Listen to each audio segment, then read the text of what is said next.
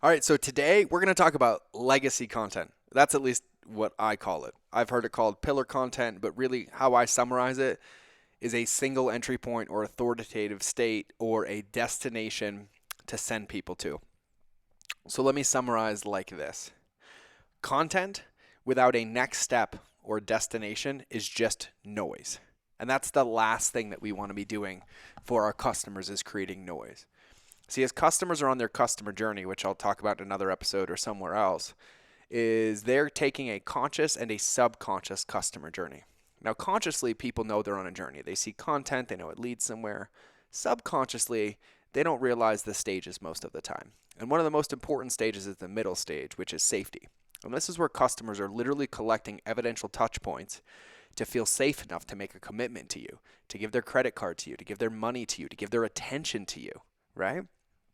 And so every single thing that we do is basically training our customers on how to be our customers, right? And I watch this happen all the time. People like, I'm posting on social 3 times a day. I'm posting on social 5 times a day. I'm on every single social media platform. I'm like, yeah. I was like, but you're lacking congruency and consistency because they see you on Instagram with one thing, then they see it on Facebook with another thing.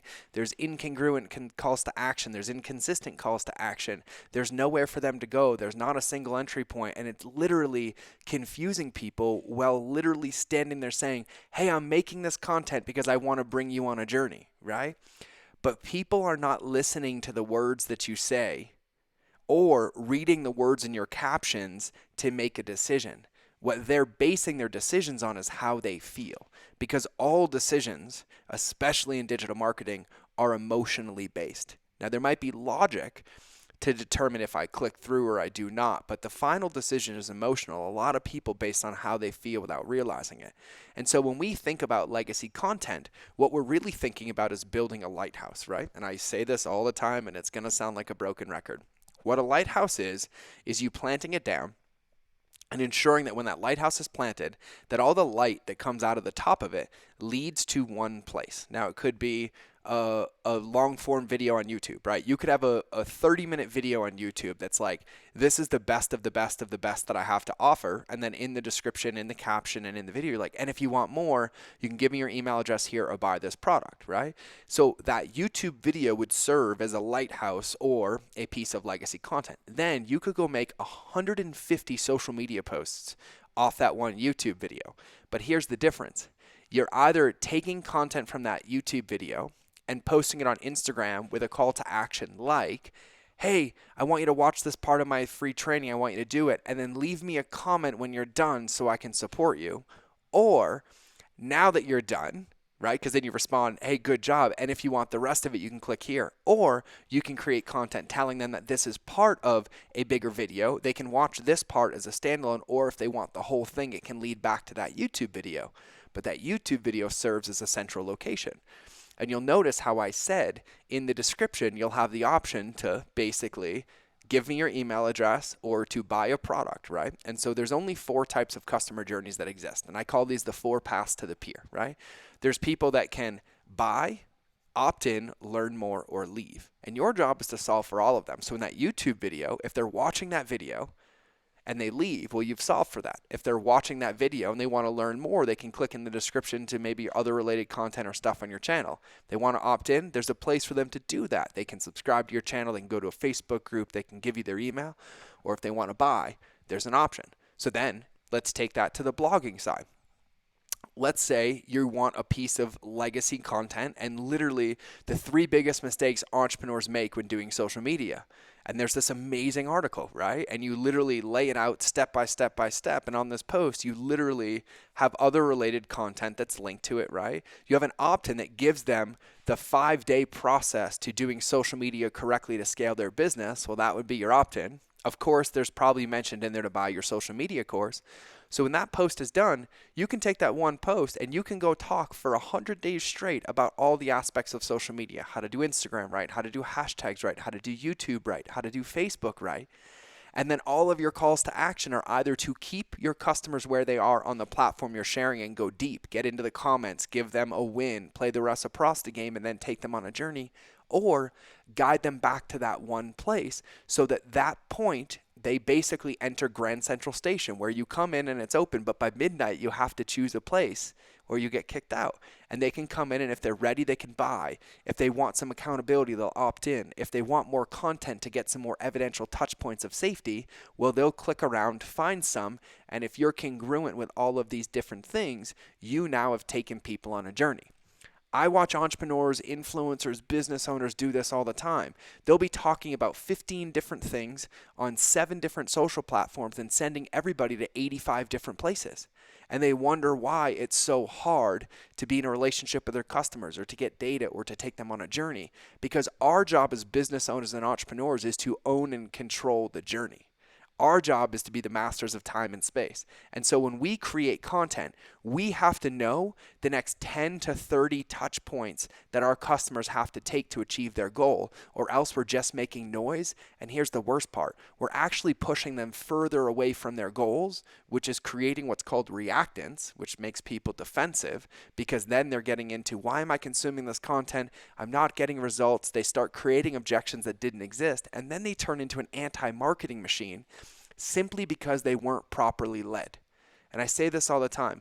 Leadership isn't saying something once, it's saying the same thing as many times as required until the very last person gets it.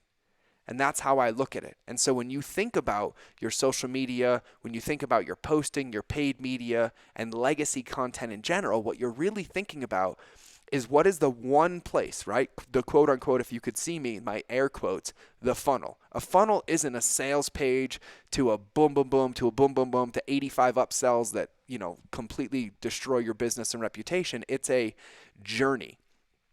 And the journey the reason I use a lighthouse, if you envision a lighthouse, if the lighthouse is the destination, the further away it gets, the brighter and brighter that light comes. And as they get closer and closer and closer, the field gets narrower and narrower and narrower as we're leading their choices, as they trust us more, as they believe in us more, as they believe in themselves more, and they're creating momentum until they hit the one destination that we designed for them.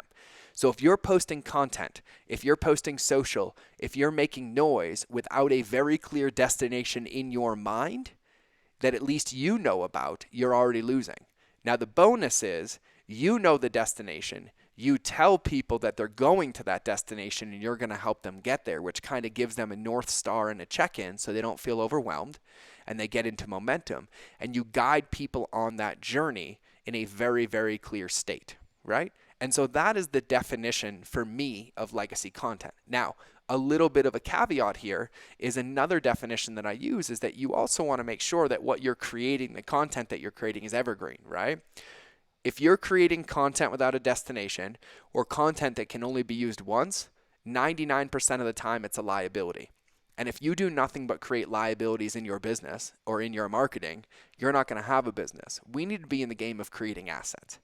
And if you think about future casting a little bit, and I fast forwarded your business 10 years, and then I surveyed 100,000 of your customers, and I'm like, hey, what were your top 10 takeaways?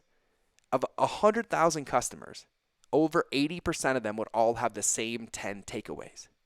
I find that entrepreneurs and business owners are afraid to lead because they think they always have to be cutesy or they have to get creative. But really what people want is results. People aren't paying for products. People buy products to pay for access and accountability to achieve their goal.